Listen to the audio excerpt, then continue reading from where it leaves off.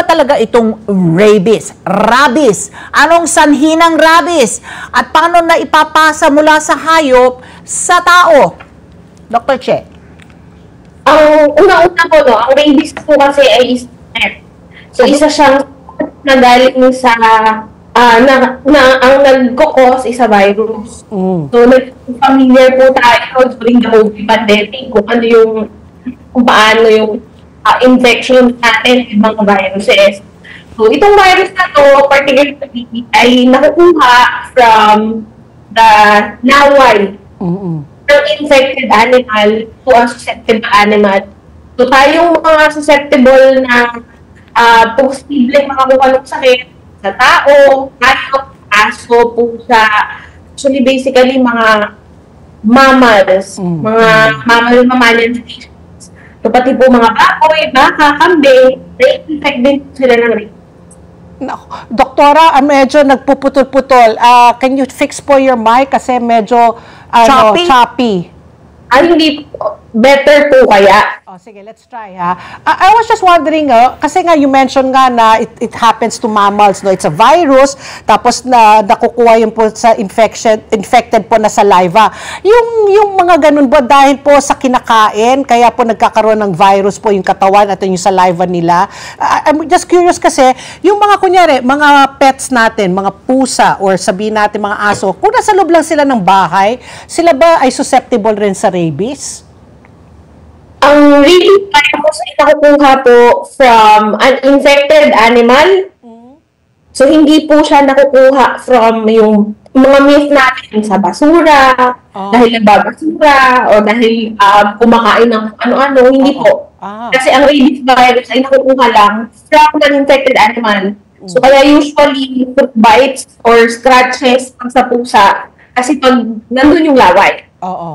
Okay, syempre ang una nating ipapayo sa kanila, dahil nga you get infected by rabies sa kamot nga, no, at sa kagat ng isang infected animal. So, paano po naiiwasan yon, Dr. She? As much as possible, syempre gusto natin to minimize exposure to dun sa mga hayop na posibleng infected ng rabies. So, kagaya po kanina yung tanong if indoor yung aso, posible pa rin ba siyang ma-infect? Kung strictly indoors, as in walang ibang exposure to other animals, may mataas na likelihood na hindi siya mai-infect. Though, ang pinaka-recommendation natin palagi is to have your dogs and cats, your pets, vaccinated against rabies. Kasi yun yung sigurado natin na way para protected yung animal natin. And the vaccination dapat taon-taon. Once a year. Once a year ba yun, yung prevention? Tapos, if you're saying it's a virus, itong mga fur animals ba na ito, may nararamdaman ba silang sintomas?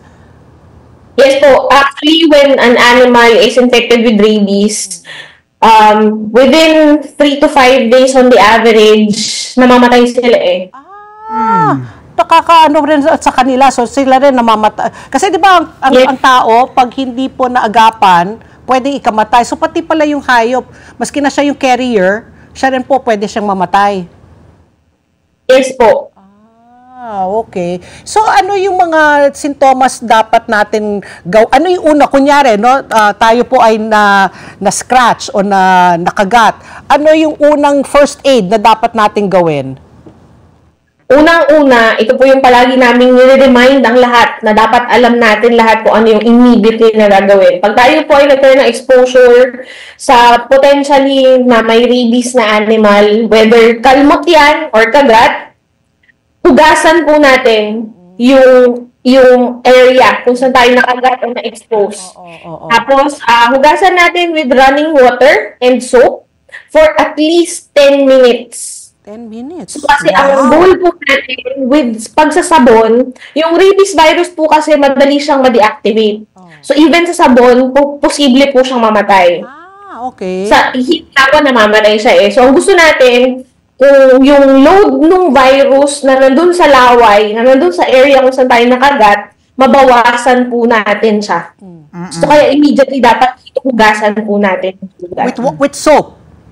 Soap and water. Soap and and running water For 10 minutes. 10 minutes, Oo. okay. And then, kanina 10 minutes. binabanggit natin, sabi namin ni Pat, talagang agaran immediate medical attention. Dito po sa atin, Dr. She, sabi nga ni Pat, dali mo sa emergency room. No? So talagang yung ating emergency room sa ating mga pagamutan, talagang meron na nung iniksyonan ka, hindi ba, Doktora?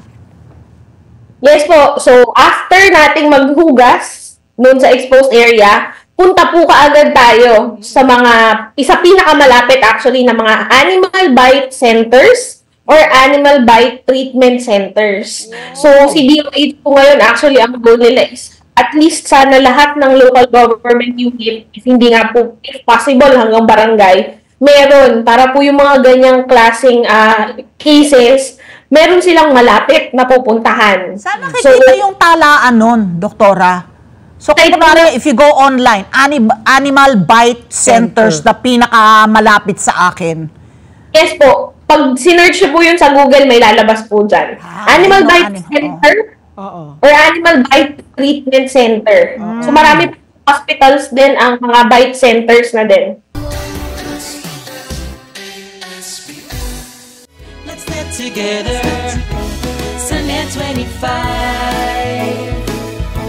Sunday 25.